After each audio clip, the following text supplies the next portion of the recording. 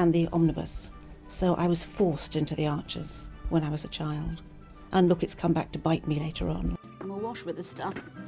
The Archers is the world's longest-running radio show, with more than 15,000 episodes broadcast. Despite being a rural flavour show, The Archers is recorded in the heart of... Okay, so picture this. A day, just like any other starting up. You know, the usual rhythms, maybe farm chores, a bit of chat. Mm-hmm. Those familiar routines. Yeah, maybe you're thinking about band practice later, or someone's offered you dinner, just normal life, those little moments. Exactly. It's those seemingly small things, the quiet beats of the day, that really build the picture, don't they? And that's where we're diving in today, looking at some excerpts from an audio drama, The Archers 2025-081hin.mp3. Right. And what we want to do, really, is explore how just one piece of news, something totally unexpected, can suddenly land in the middle of all that normality. And how it just ripples outwards, changing how people see things, what they think is important. Totally. We'll be getting into connection, purpose, maybe how fragile things can feel sometimes, all wrapped up in these everyday lives. So let's get into it. The first thing that really strikes you is how grounded it feels. Right? You hear about Ed and his friend talking farm stuff. Yeah, like the turkeys arriving soon, returning some shears he borrowed. Even his garden being a bit, wild. It just paints this really vivid picture of rural life, the day-to-day stuff. It really does. It anchors you. But then alongside that, there's this other energy building. The band. Yeah, this excitement about them getting back together, this comeback gig they're planning. But there's also a little bit of, maybe worry. Because they haven't heard back from Ash. Right, still haven't heard from Ash, even though they've left loads of messages. It just hangs there a bit. And you find out pretty quickly he was, like, a key part of the band back in the day. Good musician. Yeah, they mention a Radio Borsage new music competition he did well in. So his silence, it feels significant somehow, even early on. And it's not just the band's story. The community feels really fleshed out through other characters too, doesn't it? Oh, definitely. Like Martin. We quickly get a sense he's single, maybe a bit lonely. Yeah, that little exchange about cooking for one. Yeah. Thinking about getting a ready meal from Underwood's local. It's quite telling. It is. And then Tracy just jumps in so kindly, offering him dinner salmon and her famous chips. That chip offer. It's such a small gesture, but it says so much about connection, or maybe the lack of it in his life at that moment. And the contrast, like you said, with Tracy's own loving family and madhouse. It highlights his situation. Absolutely. And it's not just them, is it? We get little snippets about other people, too. Right, like Stella being busy with the harvest, people missing her at-home farm. And Harrison doing well with his relationship, apparently. Oh, and Emma having a bit of a moan about George's fiancée, Amber.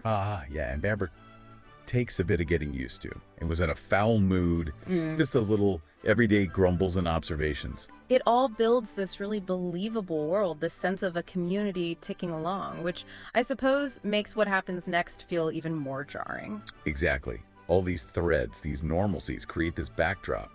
And then the pattern breaks. So that thing we mentioned about Ash not replying to messages, that now comes crashing back in, but with this awful weight. It really does.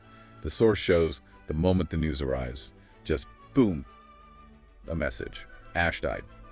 And not recently either. It says about a year ago. And it was sudden.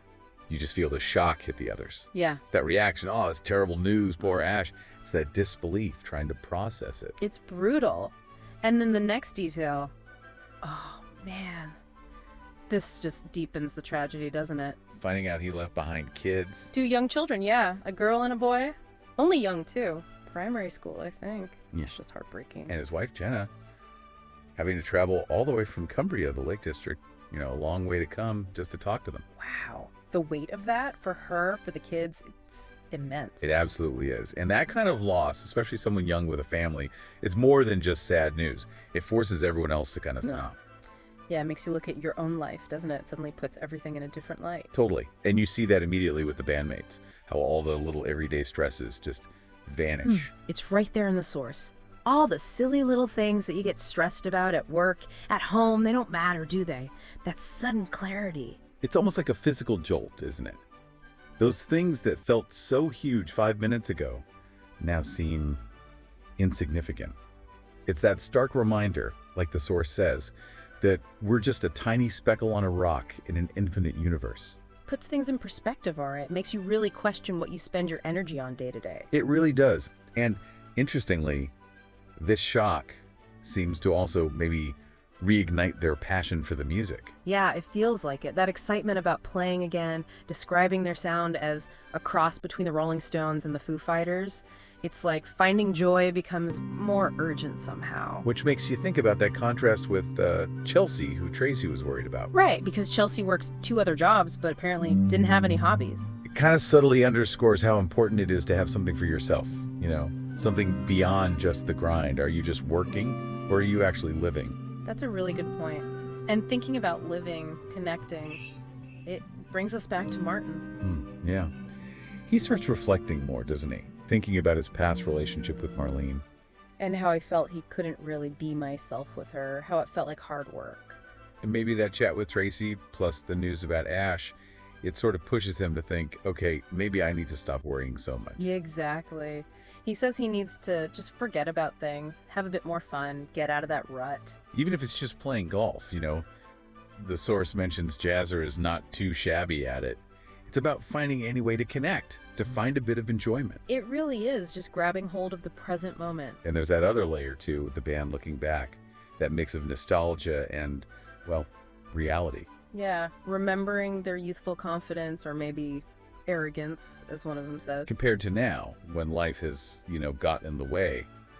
But there's also this realization that playing music now might actually be even better because we'll appreciate it more. Right. That shift from maybe youthful ambition to a more mature appreciation for just doing the thing you love together. Loss has a way of clarifying that, doesn't it? It really does. So when you step back from these moments in the audio drama, it's quite profound, isn't it? How it shows loss hitting unexpectedly, how it forces a rethink of priorities. And how important things like passion, connection, just enjoying the moment really are. It's a powerful reminder, tucked away in these everyday scenes, that life can change in an instant. Definitely. It urges you to pause, maybe look around, and think about what really matters. So the question we leave you with is this. In your own life, with all the daily pressures and routines, how do you make sure you're cherishing today? How do you keep hold of the things that bring you joy, the connections that matter, Yeah. before life maybe gives you your own kind of a wake-up call? So what are you doing now? Just getting ready for the next episode. Just And, moving mics around. So what do you do? I do the spot effects on the arches.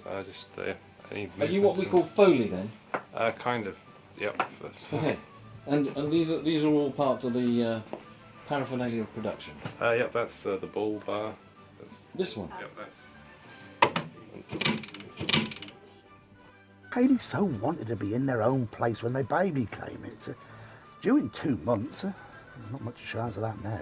No. I mean, it would have been a stretch for them financially, mind, but I just wish there was something practical I could do to help them, Caroline. I think The Archers has had this immense popularity over the years, basically because it has always very accurately reflected the reality of life and living in a rural community at whatever